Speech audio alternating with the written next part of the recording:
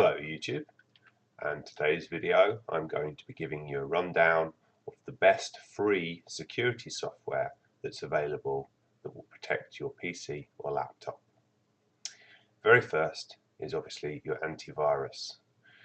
I've used Avast antivirus now for in excess of 10 years. Why do I use a free antivirus program?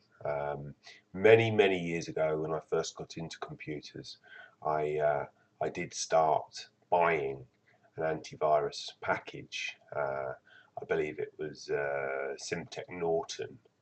It was maybe 15-20 years ago, and I was running that system for 2 or 3 years, and eventually a virus took me down. And really, the fact that I had a premium antivirus didn't do anything that the free ones don't do. So after that, I learned a lesson. I'd never pay for antivirus systems again, and the free ones are just as good as the paid ones until you get infected. Obviously, once you're infected, then they both go out the window pretty much. But really, it's a case of prevention, and I find that the paid antiviruses, don't offer any more prevention than the free ones. So why would you waste the money? Avast over the years has got a little bit more cumbersome. It's got a little bit more heavy. It used to be a lot lighter. Now they're installing other programs, so you have to be very selective on the installation, and we'll go through that later. Now, firewalls. Windows 10 comes with a very good firewall built in. You may not have the need for a secondary firewall. I was running Windows 7 until fairly recently. Using Windows 7, my favorite was Komodo firewall. And since updating to Windows 10, I've actually turned off Windows 10 firewall, and I am still using Komodo firewall because I'm familiar with its features. Anti-spyware solution. There is a couple available. The one I prefer to use at the moment is Super Anti-Spyware.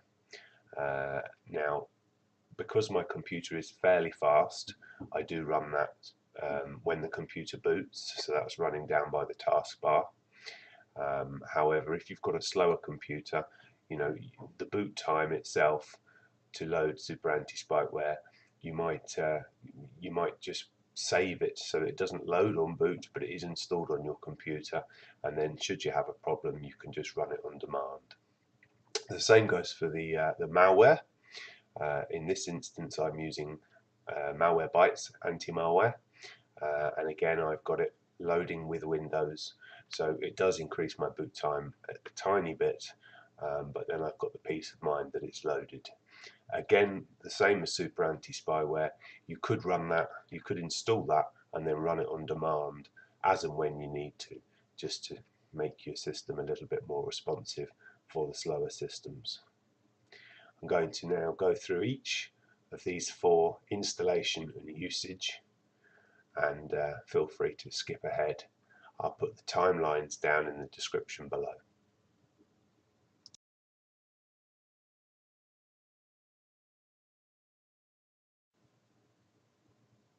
Okay, so we've downloaded the offline installer of Avast antivirus. The reason I suggest and recommend that you go with the offline installer is because purely it downloads everything in one go, and then you're not having to have an internet connection whilst you set up your antivirus software. As with all installations, we never go with the recommended install. We always customize it. Over the years, Avast has grown and grown and grown, and installs a hell of a lot of bloatware, as in things that you won't need. The installation directory is fine. The file shield, behavior shield, web shield, mail shield, no one really uses Outlook anymore. It's all done via the browser. Software updater, it's handy, but it's a bit buggy, and there's another solution for that, so we'll take that out. Rescue disks, Wi-Fi inspector, security browser extension, safe price, passwords, clean up. We will leave do not disturb mode on because it's a good way of getting around the adverts, and we will come to that a little bit. So we're just installed with these 4 options on, and there it's installed. This is the first screen that we see, and it's asking to run a smart scan. Now literally I've just uninstalled Avast to install Avast, so we don't need to do that. Protection wise, I mean, all these things with the padlocks, you haven't got installed. Either we've deselected them or that's part of the premium. So really, when you go to protection, we're using this purely as a antivirus system. So if you wanted to do an on-demand scan, you'd go into protection and then you'd go into scan now. I mean, all of the other options, really, we're not interested. We're just purely using this as an antivirus system. The only other thing that really you need to be made aware of is silent mode. What silent mode does, I mean, it does 2 things.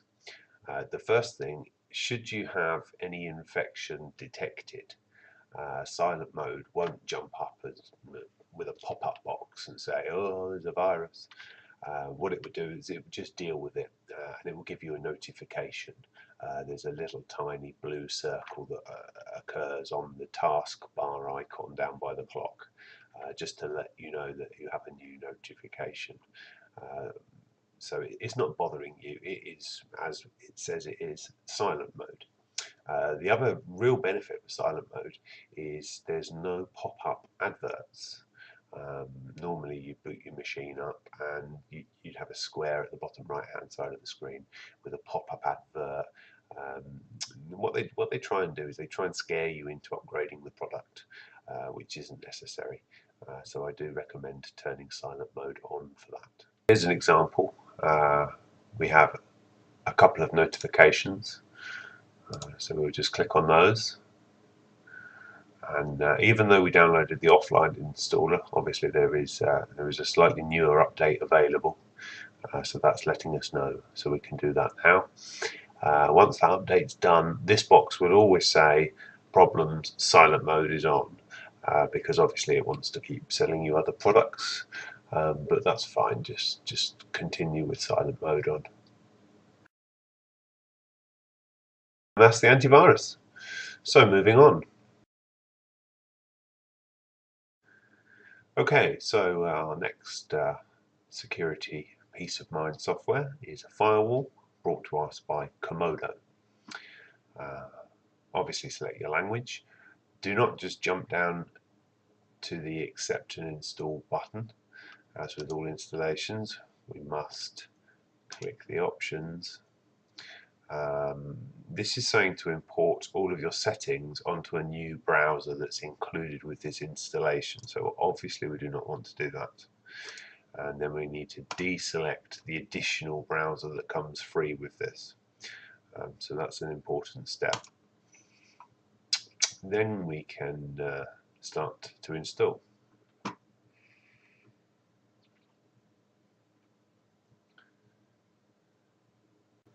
Basically, we need to deselect these 3 boxes and just leave the one remaining ticked. After you've restarted your machine, this is the first view of the firewall. It's a very simplistic thing. Every time you run a new program, it will basically ask if you want to allow this certain program to do something. For frequent programs that will be regularly occurring, there's a little checkbox so that it will not ask again, and then it stores a database of answers for certain programs. I prefer to use this on the advanced view, which is like this. But 99% of the time it will just run quietly down in the corner, and that's really all you need to know about that. So moving on. And now we're going to install the anti-spyware software made by Super Anti-Spyware. So we've downloaded it and we are running the installation program. Obviously you have to agree with the license terms. You could choose if it's for all users or just for yourself. All users is fine. The installation directory is fine, and then it goes ahead and installs. You can skip the email. You don't need to give them any details. I always deselect the system diagnostic. There's plenty of people that are out there that are willing to help.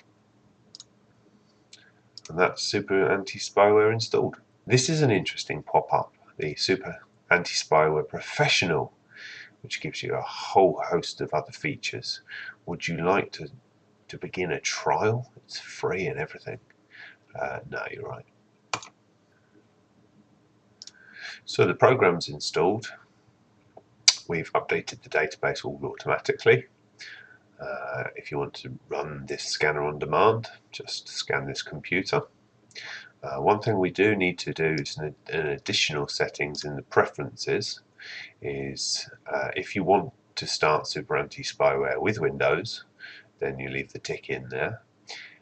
I don't like seeing the splash screen. I don't think there's any need for it. If your computer's not the fastest, you can deselect this and then it won't start with Windows, and then when you load it yourself is when you'll be able to run an anti-spyware scan. So it's very simplistic, very good program. That's Super Anti-Spyware. Okay, so we're running the installer for Malwarebytes, and if it's not been made apparent up to this point, what do you think we should do? Agree and install? Advanced options. Yeah, you guessed right. Advanced options. Always like to check the advanced options, and then that way they don't install anything you don't want to have installed. Any additional software isn't installed. In this case, desktop shortcuts, plague of the earth. But in terms of options, there's not much that this one's sort of hiding from us. So we will agree and install.